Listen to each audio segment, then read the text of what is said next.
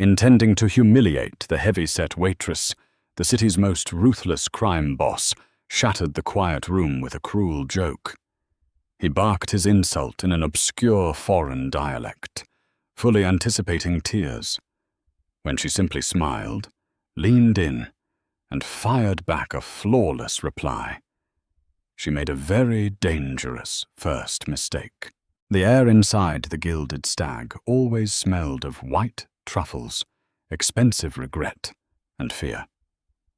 Nestled in the heart of Chicago's Gold Coast, it was the kind of Michelin-starred establishment where reservations were booked 6 months in advance, and a single dinner cost more than most people made in a month.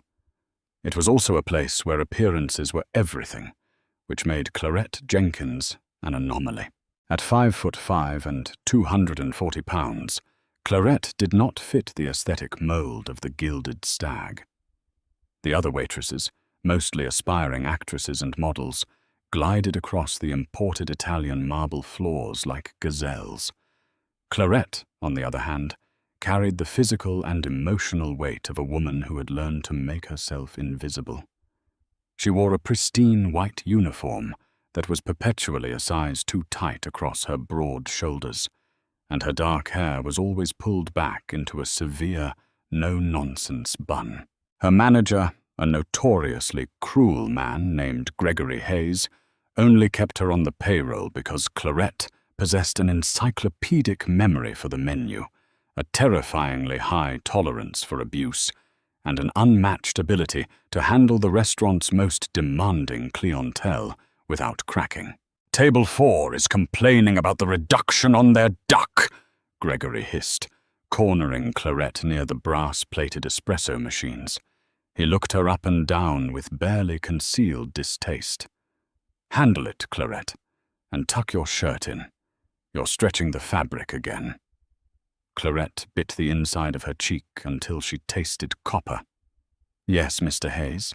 She smoothed down her apron and turned toward the dining room, her feet aching in her orthopedic, non-slip shoes. She was used to the whispers. She was used to the wealthy patrons who looked past her, or worse, looked at her with a mixture of pity and revulsion. To them, she was just the fat waitress who ruined the glamorous illusion of their $500-a-plate dinner. But Clarette didn't care about their illusions. She was 28, drowning in medical debt from her late mother's battle with cancer, and the tips at the Stag were the only thing keeping her from eviction. She kept her head down, served the food, and survived. Until Thursday night. At exactly 8 p.m., the mahogany double doors of the restaurant swung open, and the ambient chatter of the dining room evaporated.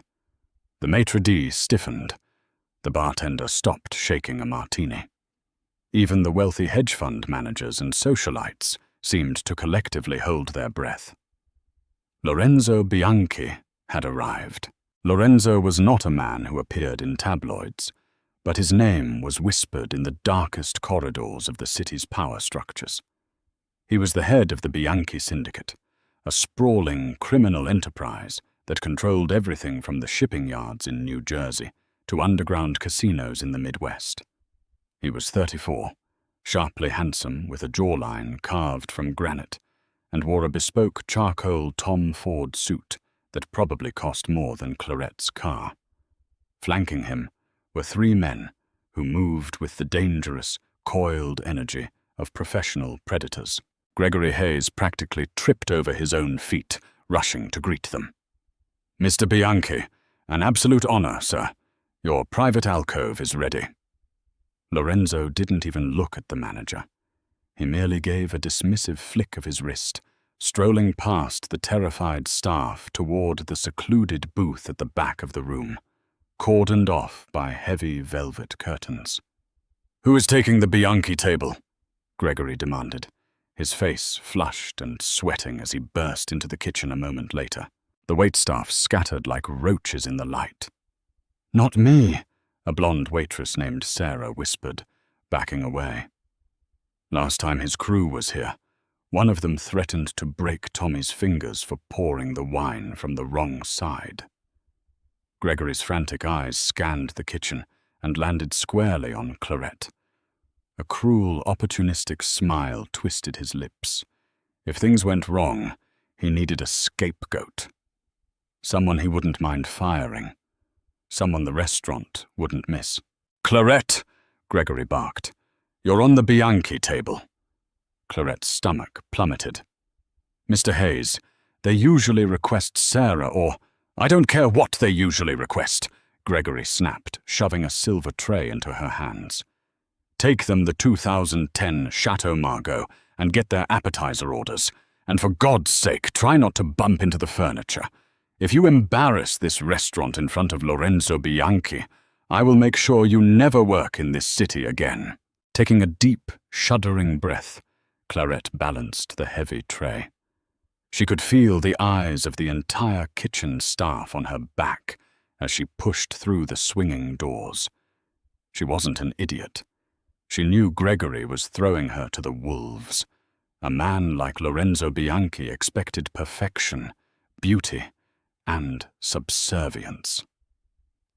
Clarette only had one of those 3 traits to offer. As she approached the velvet-draped alcove, she could hear the low, dangerous murmur of men discussing things that belonged in the shadows. She paused for a fraction of a second, adjusted her posture, and stepped into the lion's den. The alcove was dimly lit, smelling of expensive cologne and the faint, illegal scent of a Cuban cigar that one of the underbosses had just extinguished.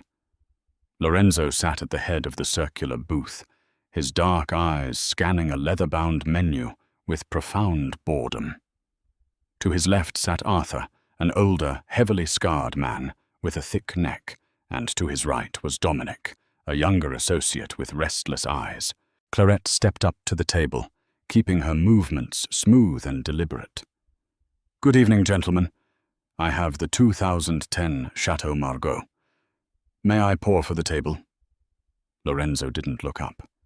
He merely tapped the rim of his crystal glass with one long, manicured finger. Clarette moved efficiently, uncorking the vintage wine with practiced ease and pouring the exact, perfect measure into Lorenzo's glass. As she leaned across the table to pour for Arthur, her apron brushed lightly against the edge of the mahogany table. It was barely a whisper of fabric, a harmless graze, but in the tense silence of the alcove, it felt like a gunshot.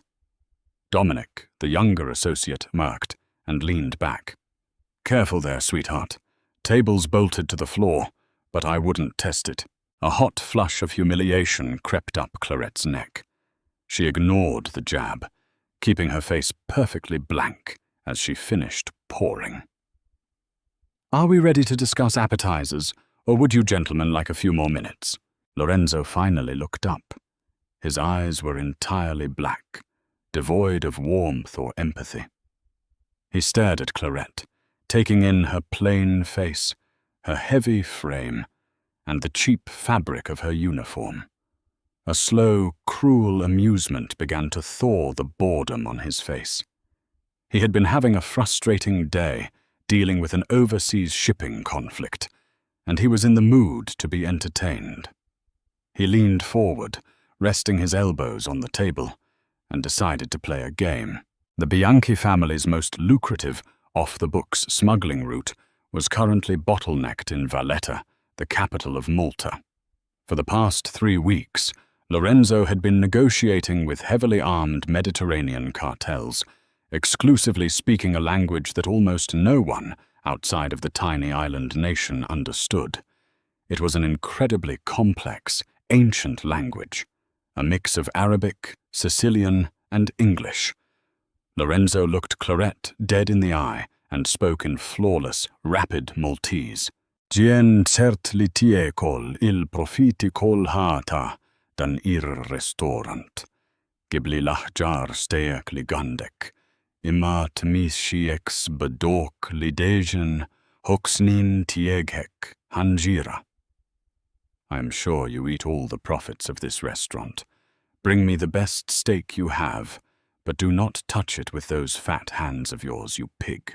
Arthur and Dominic, who only understood a few crude words of the language, recognized the tone. They burst into low, guttural laughter. They knew what their boss was doing, publicly humiliating a server who couldn't possibly understand a word he was saying, just to amuse himself. Clarette froze. The silver tray in her hand suddenly felt 10 times heavier. What Lorenzo Bianchi didn't know, what absolutely no one in Chicago knew, was that Clarette Jenkins was not just a girl from the Midwest. Before the medical debt, before the weight gain brought on by severe stress and thyroid issues, and before her mother's death, Clarette was the daughter of an elite MI6 intelligence operative. She had spent the first 18 years of her life living in safe houses across the Mediterranean. She had gone to a private international school in Valletta. Maltese wasn't just a language she knew. It was the language she used to dream in. The shock of hearing it in a Chicago steakhouse almost knocked the wind out of her. But the shock was quickly replaced by something much hotter, much sharper. Anger. Pure, unadulterated fury. She had taken abuse all night. She had taken abuse her whole life. But she would not stand here and be called a pig by a glorified thug in a fancy suit. The laughter of the men died down, and Lorenzo waved his hand dismissively, switching back to English with a heavy, arrogant sigh. "She doesn't understand. Just get us the—" Clarette didn't blink. She shifted her weight, looked directly into the terrifying eyes of the city's most dangerous man, and responded. "L'istek nahua eccellenti, sinjur. Imma naħseb lil manġieri tiegek huma irħas mill-libsa li qed tilbes. Ġien ingiblek l-ikel tiegek, imma ġek terga tkellimni hekk, nitfa' dan l-inbid fuq rasek." "Our steak is excellent, sir, but I think your manners are cheaper than the suit you are wearing. I will bring your food, but if you speak to me like that again, I will pour this wine over your head." The silence that followed was absolute. It wasn't just quiet. It was a vacuum. Arthur's jaw literally dropped.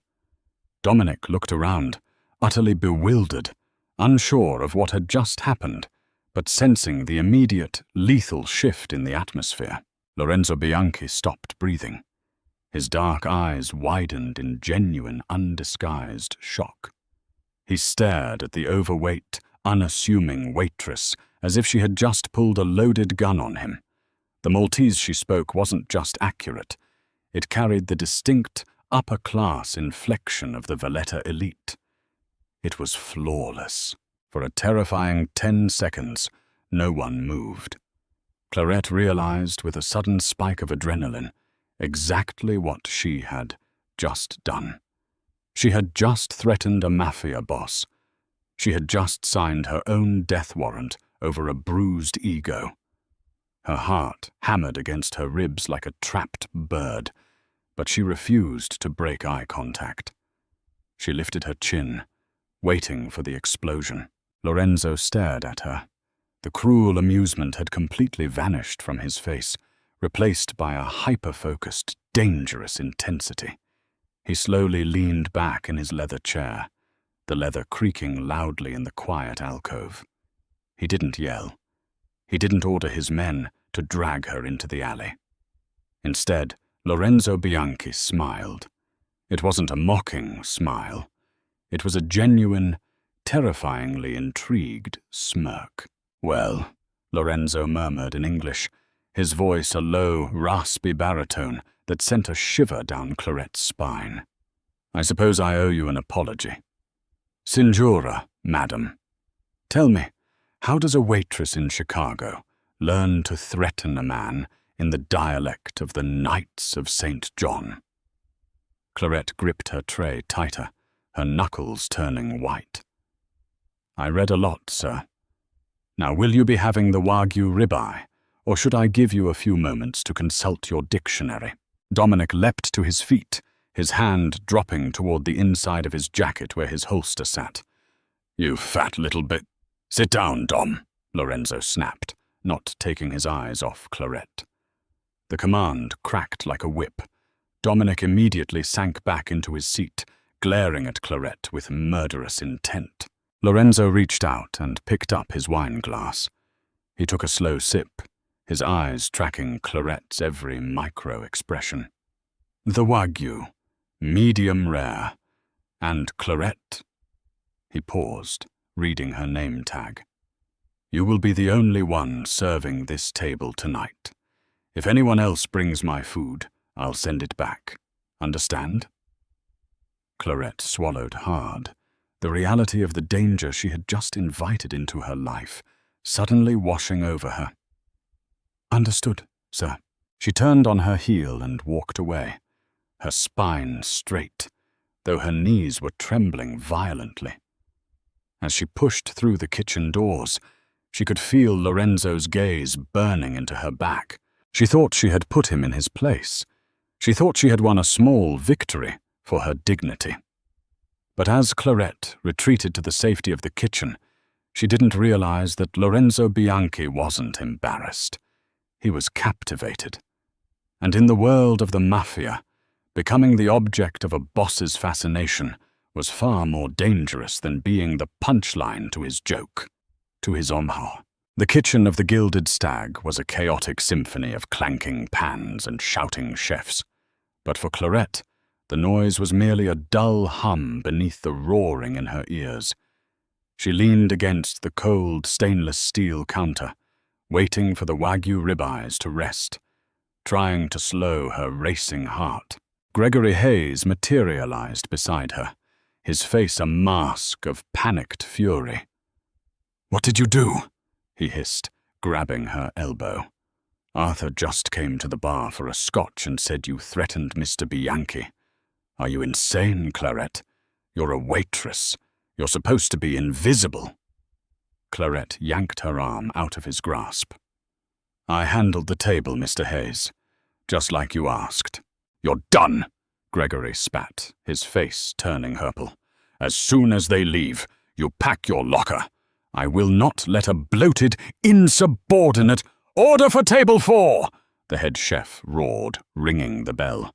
Clarette ignored Gregory's venom, hoisted the heavy silver tray, and pushed back out into the dining room. As she approached the velvet alcove, she noticed a distinct shift in the atmosphere. Dominic and Arthur were uncharacteristically quiet, nursing their drinks with rigid posture. Lorenzo, however, looked completely relaxed. He was casually scrolling through a secure, encrypted phone, but the moment Clarette stepped into the soft lighting of the booth, his dark eyes locked onto her. She distributed the plates with the mechanical precision of a bomb technician. The fragrant steam of the seared Wagyu filled the air, mingling with Lorenzo's expensive sandalwood cologne. "Mr. Hayes looked upset," Lorenzo observed casually, picking up his steak knife. "Mr. Hayes is naturally anxious, sir," Clarette replied, keeping her gaze strictly on the table. Lorenzo cut a precise slice of the beef. "Did he fire you?" "That is between me and my employer," she said, her voice steady despite the tremor in her hands. Lorenzo chewed, swallowed, and dabbed his mouth with a linen napkin. Then, without breaking eye contact, he switched back to Maltese. "Jek I kecik, nixtri dan il restaurant un jeglu, jasel il platti." "If he fires you, I will buy this restaurant and make him wash the dishes." Clarette's breath hitched. She fought the urge to react, but a tiny, involuntary smirk tugged at the corner of her lips. It was a fleeting expression, but Lorenzo caught it. He leaned closer, resting his arms on the table, invading her space just enough to make the air between them crackle. "What is your name, really?" he asked softly in English. "Clarette Jenkins," she answered. Lorenzo tilted his head. Jenkins. A very English name for a girl who speaks the street slang of Valletta. You didn't learn that dialect from a textbook, Clarette. You learned it in the alleys of Floriana, or maybe near the Grand Harbour. You have the inflection of the southern districts. Clarette felt a cold bead of sweat roll down her spine. He was too observant. Her father, Thomas Jenkins, had operated under diplomatic cover out of a safe house near the Grand Harbour for 5 years. He had died penniless, leaving Clarette with a mountain of medical debt from her mother's prolonged battle with leukemia at Northwestern Memorial Hospital here in Chicago, but he had left her with survival skills. "Enjoy your meal, Mr. Bianchi," she said stiffly, turning away. For the rest of the evening, Lorenzo watched her. He watched the way the wealthy patrons of the Stag ignored her, the way women in designer gowns looked at her size with thinly veiled disdain, and the way she carried it all like heavy armor. Lorenzo lived in a world of beautiful, treacherous people who would sell their own mothers for a taste of his power. Clarette was different. She was a fortress of a woman, unflinching, brutally honest, and hiding a razor-sharp intellect beneath an oversized apron. When the Bianchi party finally rose to leave at midnight, the entire restaurant let out a collective exhale. Gregory scurried over to the alcove to fawn over Lorenzo, bowing practically to the floor. "I hope the meal was to your absolute satisfaction, Mr. Bianchi," Gregory groveled, "and I apologize profusely for any unpleasantness with your server. She is no longer employed here." Lorenzo stopped dead in his tracks. He slowly turned his head to look at Gregory, his eyes flattening into a dead reptilian stare. "Is that so?" Lorenzo murmured. "Yes, sir. Immediately terminated," Gregory said proudly, completely misreading the room. Lorenzo reached into his tailored jacket, pulled out a thick money clip, and peeled off 10 crisp $100 bills. He tossed them onto the table. "That is for the steak." Then he stepped directly into Gregory's personal space. The manager was a head taller, but he suddenly looked very small. "Clarette Jenkins was the only competent thing in this gilded morgue," Lorenzo said, his voice a lethal whisper. "If I find out you withheld a single cent of her final paycheck, I will have Dominic visit your apartment in Lincoln Park. Do we understand each other?" Gregory turned the color of ash. Yes, Mr. Bianchi." Lorenzo walked out, leaving the terrified manager trembling in the candlelight. When Clarette returned to the table to clear the dishes, she found the $1,000 in cash. Tucked beneath Lorenzo's half-empty wine glass was a heavy, embossed business card. On the back, written in black ink, was an address on Rush Street and a single sentence in Maltese. "Jen Gandhi Bjon, Vuchili ma Tibjaks." I need a voice that is not afraid. 2 days later, the oppressive Chicago summer humidity hung heavy over the city. Clarette stood on the corner of Rush Street, looking up at a towering, glass-fronted high-rise that pierced the grey skyline. She was unemployed. Her bank account was overdrawn by $40, and her landlord had left a final eviction warning taped to her door in Rogers Park. She wore her best clothes, a navy blue blazer that disguised her broad waistline and a simple black dress. She felt entirely out of place as she walked into the marble lobby and approached the private security desk. "I have a meeting," she told the guard, sliding Lorenzo's card across the polished stone. The guard's eyes widened slightly. He swiped a keycard, escorting her to a private elevator that shot up to the penthouse without stopping. When the doors parted, Clarette stepped into a sprawling, minimalist apartment with floor-to-ceiling windows overlooking Lake Michigan. The room was dominated by a massive mahogany conference table covered in blueprints, shipping manifests, and empty espresso cups. Lorenzo stood by the window, wearing a crisp white dress shirt with the sleeves rolled up, revealing forearms corded with muscle and faded ink. He turned as she entered, dismissing the two armed guards at the door with a nod. "You came," he said, walking toward her. "I need a job," Clarette said bluntly, refusing to let him see how intimidated she was. "And you didn't leave this card out of charity. What do you want?" Lorenzo chuckled, leaning against the edge of the table. "Straight to the point. I like that. Take a seat, Clarette." She remained standing. "I prefer to stand." He studied her for a long moment, his gaze tracing the defiant set of her jaw, moving past the physical bulk that society judged her for, and recognizing the steel underneath. "For the past month," Lorenzo began, crossing his arms, "my family has been trying to secure a shipping route through the Malta Freeport. It is the most strategic port in the Mediterranean. We are negotiating with the Camilleri brothers, local fixers who control the docks." "I know the Camilleri name," Clarette interrupted. "They run the black market out of Marsaxlokk. They're ruthless, and they hate outsiders." Lorenzo's eyes flashed with genuine surprise. "Exactly. And they refuse to speak English during negotiations.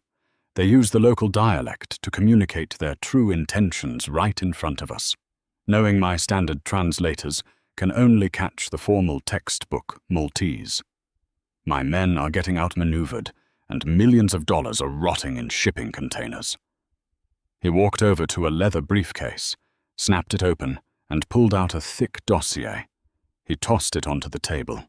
"I need a translator who understands the street slang, the threats hidden in polite metaphors, and the exact cultural nuances of the island," Lorenzo said.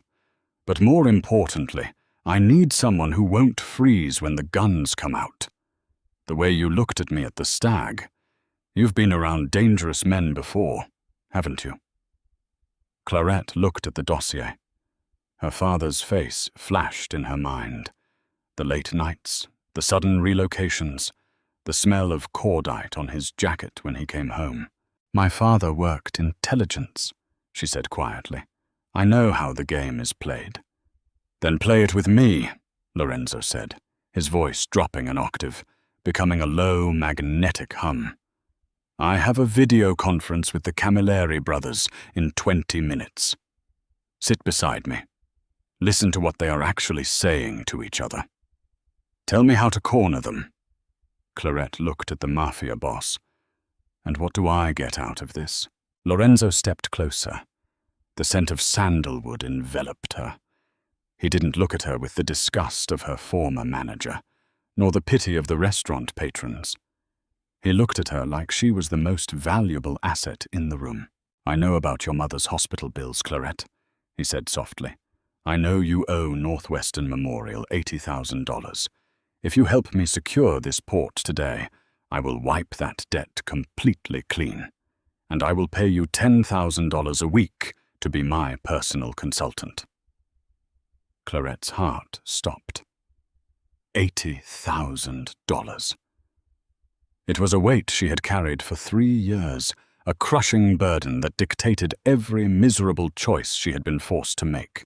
"You investigated me," she accused, her voice shaking with a mix of anger and desperate hope. "I never bring anyone into my house without knowing their ghosts," Lorenzo replied smoothly. "You've spent your whole life being underestimated because of how you look, Clarette. People see your size and they stop looking. But I see exactly what you are. You're a weapon. Let me put you to use." The private elevator dinged in the distance. Dominic walked into the room, glaring at Clarette before turning to his boss. "Lorenzo, the Camilleri feed is live. They look impatient." Lorenzo didn't look away from Clarette. "Well, Ms. Jenkins, are you going to go back to serving overcooked duck to rich snobs, or are you going to help me steal a Mediterranean shipping port?" Clarette looked at the glowing red light of the secure monitor on the desk. She thought about Gregory Hayes, She thought about the eviction notice on her door. Then she looked at Lorenzo Bianchi, a criminal, a killer, and the only man in Chicago who actually saw her. Clarette slowly reached up and unbuttoned her navy blazer. She draped it neatly over the back of a leather chair, rolled her shoulders back, and walked toward the monitor. "Ejo nakamlu la flus," she said flawlessly. "Let's make some money." Lorenzo's dark eyes flared with triumph and something dangerously close to desire. He pulled out a chair for her, taking his place at her side as the screen flickered to life, plunging Clarette into a brutal, glamorous underworld she was born to conquer. Did Clarette make the right choice, stepping into the dangerous world of the Bianchi Syndicate, or has she just signed a deal with the devil? The criminal underworld is unforgiving, but Clarette is finally ready to show them what happens when you underestimate the quiet ones. If you loved this dramatic mafia twist, smash that like button, share this story with your friends, and don't forget to subscribe for more thrilling, real-life audio stories. What would you have done? Let us know in the comments below.